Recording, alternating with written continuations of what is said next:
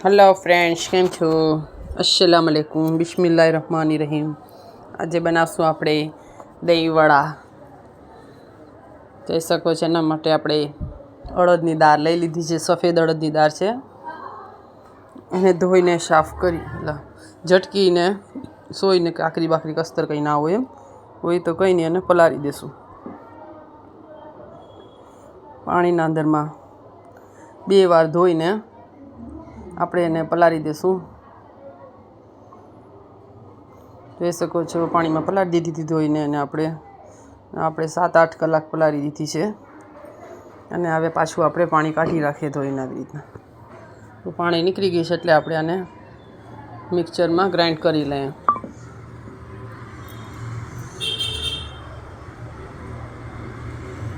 જોઈ શકો છો, અને આપણે મિક્સરમાં થોડી થોડી રાખતા જઈશું। જ્યાં પાણીની જરૂર પડે ત્યાં પાણી પણ થોડું થોડું રાખતા જઈશું।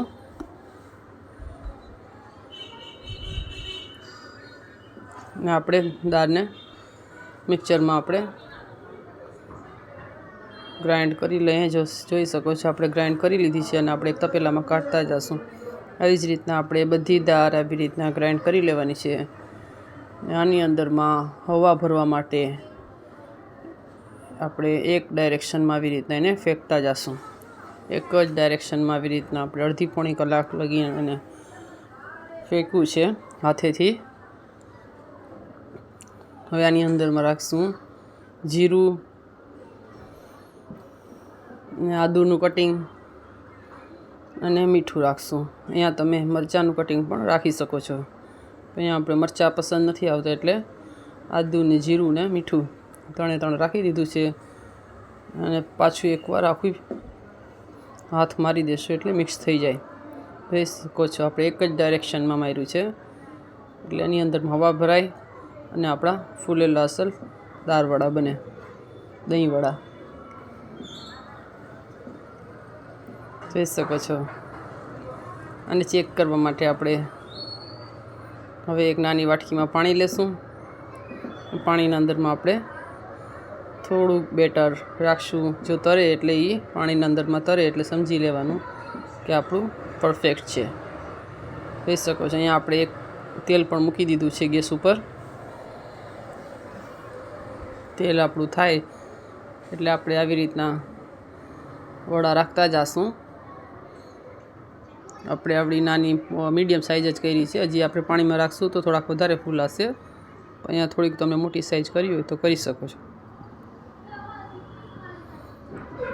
આપણે મીડિયમમાં છે, જેટલા સમય એટલા જ રાખશું, બહુ વધારે નહીં। જોઈ શકો છો।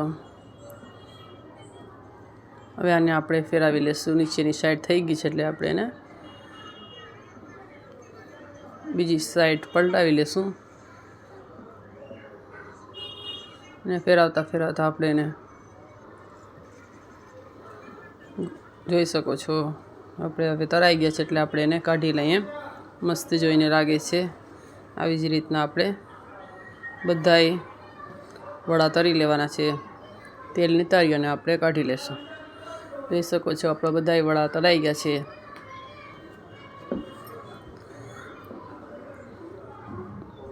બધાય આપણે વડા તરી લીધા છે। જોઈ શકો છો આપણે બધી તરી અને એક થાળ ભરી લીધો છે। સ્પંજી એવા આપણા દહીંવડા બની ગયા છે। દહીંવડા કેને ભાવે છે કમેન્ટ કરજો। મસ્ત એવા દહીંવડા કમેન્ટ કરજો તો આપણે કાજુ દ્રાક્ષવાળા એ બનાવશું દહીંવડા। હવે આપણે આને સાઈડમાં રાખી દઈએ। અને આપણે તપેલું લીધું છે, આની અંદરમાં પાણી રાખ્યું છે, આની અંદરમાં મીઠું રાખ્યું છે। આપણે દહીંવડાને પલાળવાના છે પાણીમાં। આની અંદરમાં રાખશું આપણે ધાણા ભાજી। જોઈ શકો છો ધાણા ભાજીનું કટિંગ કરીને રાખી દઈશું। આની અંદર રાખશું આપણે વડા પાણીમાં। આપણે 1.5 કલાક જેટલી પલાળીએ છીએ। કલાક 1.5 કલાક આને પલળવા દેશું. જોઈ શકો છો એટલે પાણી ચડી જાય.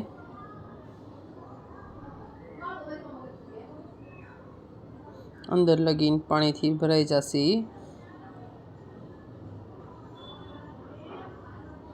જોઈ શકો છો બીજા આપણે રાખી દીધા છે. આમાં જગા નથી તો એ રાખી દીધા છે. પછી આપણે અડધા કરી લઈશું. બીજા એક થામમાં અડધા કર્યા છે. આમાં આવી રીતના સમાશે નહીં અને અંદર પાણી નહીં જાય. આપણે અડધા કરી લીધા છે અને હવે આપણે કલાક 1.5 કલાક થઈ ગઈ છે એટલે આપણે પાણીમાંથી એને નીચીને કાઢી લઈએ અને સર્વિંગ બોલમાં સર્વ કરી લઈએ. આવી રીતના આપણે નીચવીને કાઢવાના છે બધાને. આપણે સર્વિંગ બોલમાં રાખી દઈશું. એનામાંથી આપણે એક વાટકીમાં 6 દહીં વડા રાખ્યા છે. એના ઉપર આપણે દહીં રાખશું. દહીંની અંદર ખાંડ રાખી અને મસ્ત ફેંકી લેશું. એટલે દહીં રાખશું. આની ઉપર રાખશું આપણે ખજૂર આમલીની ચટણી. એની માટે આપણે ફુદીનાની ચટણી રાખશું. ખજૂર આમલીની ચટણી શીખવી હોય તો કમેન્ટ કરજો જરૂરથી. ખજૂર આમલી ચટણી આપણે રાખી દીધી છે. અહીંયા આપણે ફુદીનાની ચટણી રાખશું. જોઈ શકો છો દહીં વડા ઠંડા કેને ભાવે કમેન્ટ જરૂરથી કરજો. આપણે ફુદીનાની ચટણી રાખી દીધી તો અહીંયા આપણે રાખશું હવે દાડમ. અહીંયા તમે સેવ ગુંદી કે દાડમ કોઈ પણ વસ્તુ રાખી શકો છો. આપણે સેવ ગુંદી નથી રાખ્યા, ખાલી દાડમ જ રાખ્યા. ચટણી રાખી છે ને તૈયાર છે આપણા દહીં વડા. જરૂરથી બનાવજો. વિડીયો પસંદ આવે તો લાઇક શેર અને સબસ્ક્રાઈબ કરતા ભૂલતા નહીં. દુઆમાં યાદ. ખુદા હાફિઝ.